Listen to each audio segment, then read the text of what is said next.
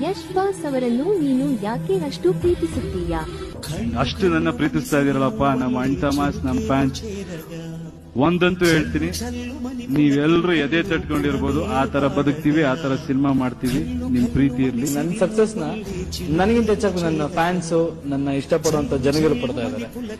ನಾನು ಅವ್ರನ್ನ ಖುಷಿ ಪಡಿಸ್ಬೇಕು ಅಂತಾನೆ ಕೆಲಸ ಮಾಡ್ತೀನಿ. ಯಾಕಂದ್ರೆ ಎಲ್ಲೋ ಒಂದ್ ಕಡೆ ಹೇಳ್ಕೋಬೇಕಾದ್ರೆ ನನ್ನ ಫೇವರೇಟ್ ಹೀರೋ ಯಶ್ವರೈ, ನಮ್ ಗುರು, ನಮ್ ಬಾಸ್ ಅಂತ ಮಾತಾಡ್ಬೇಕಾದ್ರೆ ಅವ್ನು ಯಾರ ಮುಂದೆ ತಲೆ ತೆಗಿಸ್ಬಾರ್ದು. ನಮ್ ತಂದೆ ತಾಯಿಗೆ ಏನ್ ಸ್ಥಾನ ಕೊಟ್ಟಿದ್ದೀನೋ, ನಮ್ ಫ್ಯಾಮಿಲಿಗೆ ಏನ್ ಸ್ಥಾನ ಕೊಟ್ಟಿದ್ದೀನೋ ಅದೇ ಸ್ಥಾನ ಅವ್ರು.